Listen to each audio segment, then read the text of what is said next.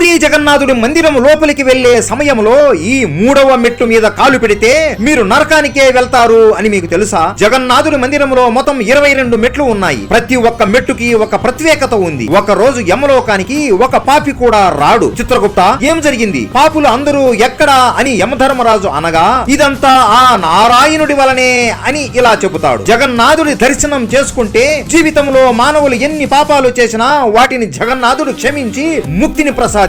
దీని వల్ల ప్రజలందరూ ఎన్నో పాపాలు చేసి ముక్తి కోసం జగన్నాథుడి దర్శనం చేసుకుని ముక్తిని పొందుతున్నారు అని చెబుతాడు. అది విని యమధర్మరాజుకి కోపం వచ్చి జగన్నాథుడి దగ్గరికి వచ్చి, ఈ జనాలు వారి జీవితంలో ఎక్కువగా పాపాలు చేసేసి బుద్ధిమంతుల్లా అమాయకులులాగా చివరికి మీ దర్శనం చేసుకుని నరకానికి రావలసిన వాళ్ళు స్వర్గానికి వెళుతున్నారు. దీని వల్ల నరకానికి ఒక్క పాపి కూడా రావడం లేదు. దీనికి మీరే ఉపాయం చెప్పండి స్వామి అని అడుగుతాడు. మీరు చెప్పేది కూడా నిజమే అని జగన్నాథుడు ఆలోచించి ఇలా చెబుతాడు. నన్ను దర్శించుకోవడానికి ఈ గుడి మెట్లు అన్ని ఎక్కి వస్తారు కదా, మీరు మందిరం ముఖద్వారం ముందు ఉన్న 3వ మెట్టులో ఉండండి. ఇది ఎంశిల అని పిలువబడుతుంది. ఎవరు అయితే నా దర్శనానికి వచ్చి దర్శనం చేసుకుని వాళ్ళ పాపాలు అన్ని పోగొట్టుకుని మళ్ళీ వెనక్కు వెళ్లే ముందు ఈ మెట్టు మీద కాలు పెట్టగానే వాళ్ళు చేసిన పాపాలు మళ్ళీ వెనక్కు వస్తాయి. అప్పుడు వాళ్ళను మీరు నరకానికి తీసుకుని వెళ్ళవచ్చు అని సమాధానం ఇస్తాడు. సరే అని యముడు నవ్వుతూ వెళ్లిపోతాడు. కానీ జగన్నాథుడు